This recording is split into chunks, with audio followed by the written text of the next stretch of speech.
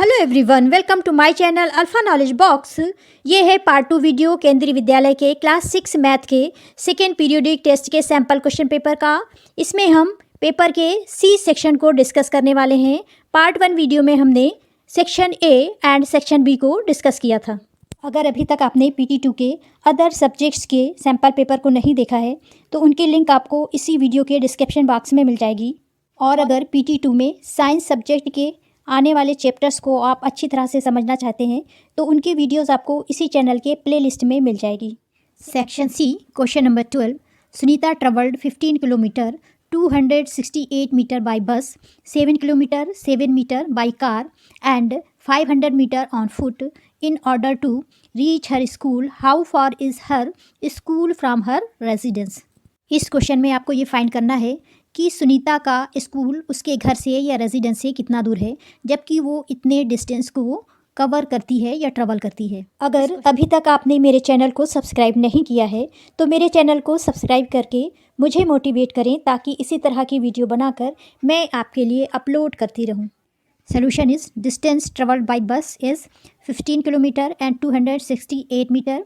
Distance travelled by car 7 kilometre and 7 metre. Distance travelled on foot 500 metre.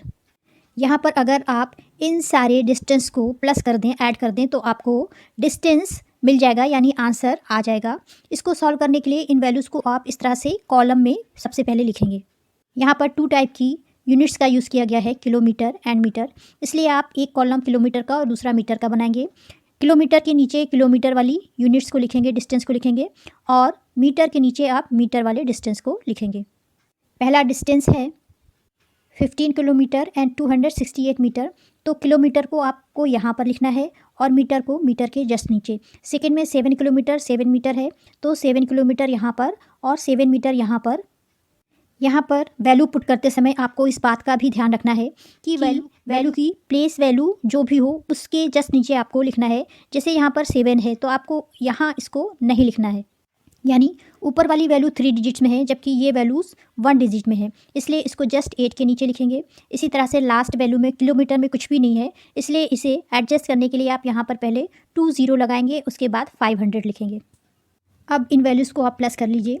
8 + 7 = 15 होगा। 15 का 5 आप यहाँ पर लिखेंगे और 1 कैरी इधर आ जाएगी। 6 + 1 = 7 हो जाएगा और 5 + 2 = 7। इसी तरह से 5 + 7 = 12 होगा, जिसका 2 यहाँ लिखेंगे, 1 इसके साथ कैरी लगेगा और 1 + 1 = 2 हो जाएगा, यानी आंसर हो जाएगा 22 किलोमीटर 775 मीटर।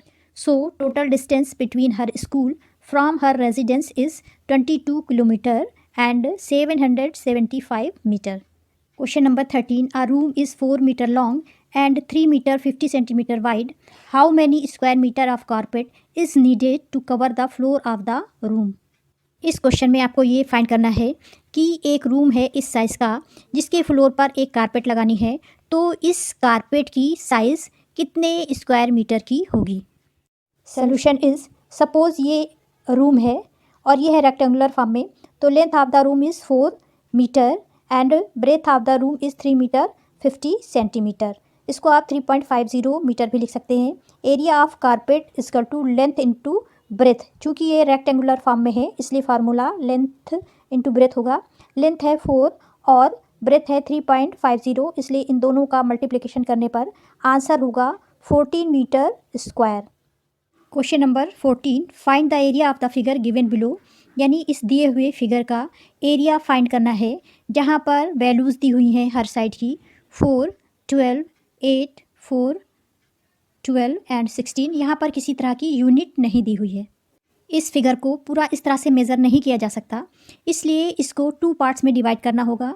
या तो हम इसे इस तरह से इस पार्ट में डिवाइड करें और दोनों पार्ट को प्लस कर दें, या फिर फिगर को इस तरह से डिवाइड कर दें और इन दोनों पार्ट का अलग अलग एरिया निकाल करके उसे प्लस कर दें। एरिया निकालने से पहले इस फिगर को इस तरह से डिवाइड करेंगे। सपोज़ ये ए पोर्शन है और ये है बी पोर्शन। सबसे पहले ए पोर्शन का एरिया निकालेंगे, उसके बाद बी का एरिया निकालेंगे और दोनों को प्लस कर देंगे। Area of rectangle A = L × B। यहाँ पर 12 ये वाली साइड है और 4 ऊपर वाली साइड है। जब दोनों का मल्टीप्लिकेशन होगा तो हो जाएगा 48 यूनिट स्क्वायर। यहाँ पर यूनिट नहीं दी हुई है, इसलिए आप सिंपल यूनिट स्क्वायर लिख सकते हैं। अब आपको सेकेंड बॉक्स का एरिया निकालना है। यहाँ पर साइज़ है 4 और ये है 12, इसलिए area of rectangle B equal to L into B equal to 12 into 4। दोनों की साइज़ सेम है, यानी यहाँ पर फिर से 48 यूनिट स्क्वायर आएगा। अब इन दोनों वैल्यूज़ को आपस में प्लेस करेंगे, जो कि एरिया ऑफ ए है और एरिया ऑफ बी है, जिससे टोटल एरिया फाइंड हो जाएगा। तो total area of figure equal to 48 + 48 equal to 96 unit square. Question number 15, following are the choice of games of 40 students of class 6। यानी यहाँ पर बहुत सारे गेम्स की लिस्ट दी हुई है, जो कि 40 स्टूडेंट्स की चॉइसेस है, यानी उन्हें पसंद है। जैसे फुटबॉल, क्रिकेट, फिर football, kho kho, hockey, cricket, इस तरह से बहुत सारे यहाँ पे गेम्स के नेम दिए हुए हैं। यहाँ पर जो ये लिस्ट दी हुई है, इससे रिलेटेड कुछ क्वेश्चन दिए हुए हैं, जिसे आपको सॉल्व करना है, और ये सॉल्व करेंगे हम टेली मार्क्स के द्वारा। इन क्वेश्चन को सॉल्व करने के लिए आपको एक टेबल बनानी होगी, जिसमें 3 कॉलम्स रखने हैं। नंबर 1 में गेम लिखना है, नंबर 2 में टेली मार्क्स, और नंबर 3 नंबर ऑफ स्टूडेंट्स। इस लिस्ट में फुटबॉल है, क्रिकेट है, खो खो है, हॉकी है और टेनिस गेम है। अब आपको ये टैली करना है कि इस लिस्ट में जो गेम है वो कितने बच्चों को पसंद है। तो अगर फुटबॉल को देखा जाए तो 1 2 3 4 5, 1 2 3 4 5, 1 2 3, यानी टोटल 5 + 5 + 3 इक्वल टू 13 स्टूडेंट्स की चॉइस फुटबॉल है। इसी तरह से अगर क्रिकेट को यहाँ पर फाइंड किया जाए तो स्टूडेंट्स की चॉइस है 1 2 3 4 5 6 7 8 9, यानी 9 स्टूडेंट्स को क्रिकेट पसंद है। इसी तरह से खो खो की बात किया जाए तो यहाँ पर 1 2 3 4 5 एंड 6, यानी 6 बच्चों की चॉइस खो खो है।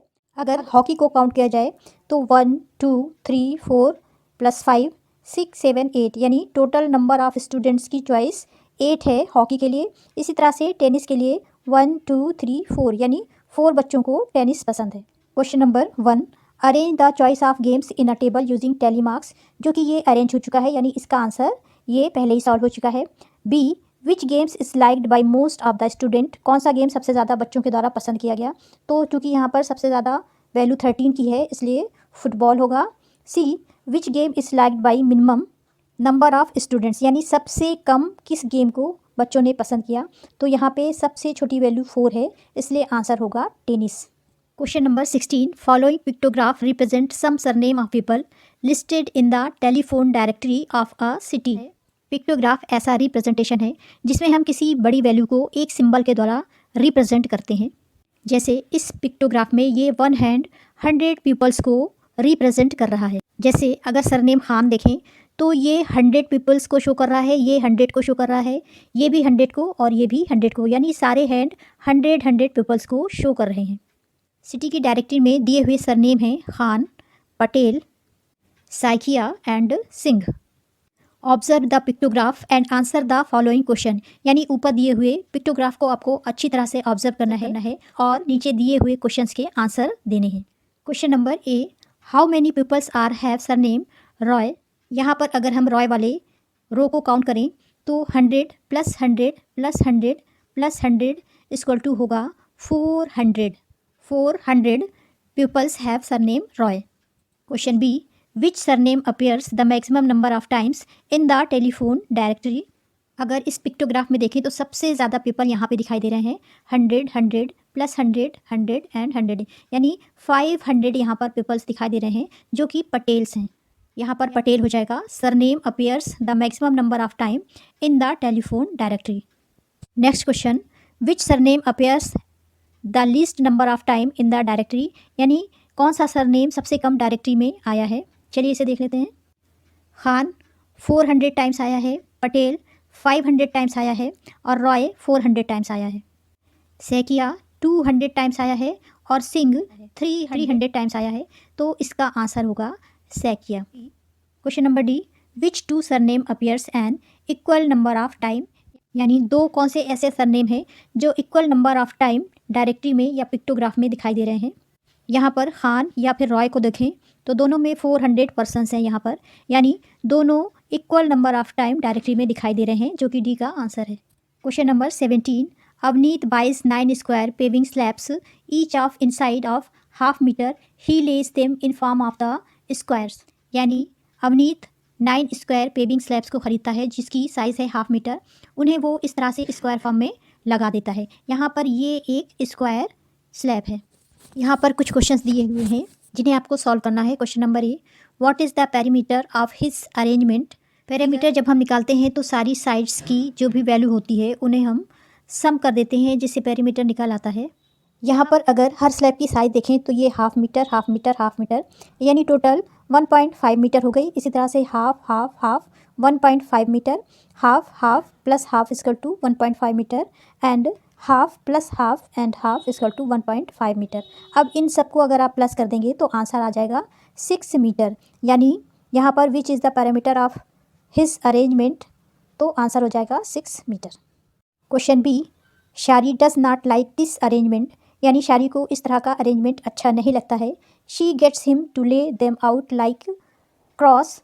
What is the parameter of her arrangement. Figure second. यानी उसने स्लैब को कुछ इस तरह से अरेंज किया. अब इस फिगर का आपको पैरामीटर बताना है. यहाँ पर भी हर स्लैब्स की जो साइड है उसका मेज़रमेंट है हाफ. तो ये हाफ ये हाफ ये हाफ और ये हाफ मिल करके 2 बनाएगा. इसी तरह से ये हाफ मिल करके 1 और ये हाफ ऐड होकर के 1 यानी टोटल 2 हो गया. यानी 2 + 2. इसी तरह से इस साइड को देखें तो ये 1 हो गई, ये साइड भी 1 हो गई यानी 2 हो गया. ये साइड 1 ये साइड 1 यानी फिर से 2 हो गया. ये साइड और ये साइड 2 यानी इनको टोटल करेंगे तो 10 मीटर आ जाएगा. यानी शारी ने जो अरेंजमेंट किया उसका पैरामीटर होगा 2 + 2 2 + 2 + 2 = 10 metre. Question number C, which has greater perimeter. यानी इसका या फिर इसका किसका ग्रेटर पैरामीटर है. तो आंसर से शो हो रहा है ये 6 मीटर है और ये है 10 मीटर यानी ये आंसर सी का आंसर होगा. Question number D, Avneet wonders if there is a way to getting an even greater perimeter. Can you find a way to doing this. यानी आपको एक नया अरेंजमेंट बनाना है जिससे और बड़ा पैरामीटर आ जाए. इसके लिए शर्त ये है कि ये एक दूसरे से जो स्लैब्स हैं वो अलग नहीं होना चाहिए, एक दूसरे से मिले हुए होना चाहिए. इसके लिए आप सारे स्लैब्स को हॉरिजॉन्टली एक दूसरे से जोड़ सकते हैं जिससे एक रेक्ट एंगल का फॉर्म बनेगा जिसका पैरामीटर ग्रेटर हो सकता है. कुछ इस तरह से आप एक दूसरे से इनको ऐड कर दीजिएगा. टोटल नंबर ऑफ़ स्लैब्स यहाँ पे 9 होना चाहिए जिसको अगर आप काउंट करेंगे तो यहाँ पर पैरामीटर सबसे ज़्यादा आएगा. इसको आप दूसरे भी अरेंजमेंट में अरेंज कर सकते हैं. Question number 18, this is the last question of the paper. Raju's mother sent him with a note of ₹200 to purchase some stationery item from the market. He purchased a book for ₹56.75, a notebook for ₹28.50 and a pen for ₹10. इस question के according आपको इन दोनों questions के answer देने हैं. Question A, find the total amount of item he purchased. इस question में आपको ये बताना है कि उसने आइटम्स को कितने अमाउंट में परचेस किया यानी ख़रीदा. आंसर है, बुक उसने ख़रीदी थी 56.75 रुपीज़ में, नोटबुक ख़रीदी थी 28.50 रुपीज़ में और पेन ख़रीदा था 10 रुपीज़ में. इन सारे अमाउंट को अगर हम टोटल कर दें तो हमारा आंसर मिल जाएगा. 5 का यहाँ पर 5 हो जाएगा, 5 + 7 + 5 हो जाएगा 12. 12 का यहाँ पे 2 लिखेंगे, 1 यहाँ कैरी आ जाएगा और 6 + 8 = 14 + 1 = 15 की 5, 1 यहाँ आ जाएगा. 5 + 2 + 1 और 1 प्लस हो जाएगा 9 यानी टोटल परचेस अमाउंट हो जाएगा 95 रुपीज़ 25 पैसे. Question number B, he gave ₹200 note to the shopkeeper. How much money did he get back. उसने शॉपकीपर को 200 रुपीज़ दिए तो उसने कितनी मनी उसे वापस की. यहाँ पर जितना अमाउंट खर्च हुआ आइटम्स को ख़रीदने में अगर उसे हम 200 से माइनस कर दें तो आंसर आ जाएगा. यानी सबसे पहले आप 200 लिखिए, बैलेंस करने के लिए 2 ज़ीरोज़ लगाइए क्योंकि यहाँ पर पैसे भी हैं और उसके बाद टोटल परचेज़ के अमाउंट को लिख दीजिए और उसके बाद माइनस कर दीजिए.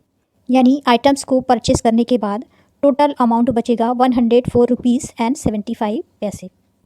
This is the end of video. अगर आपको ये वीडियो अच्छी लगी हो तो please like share and subscribe करें.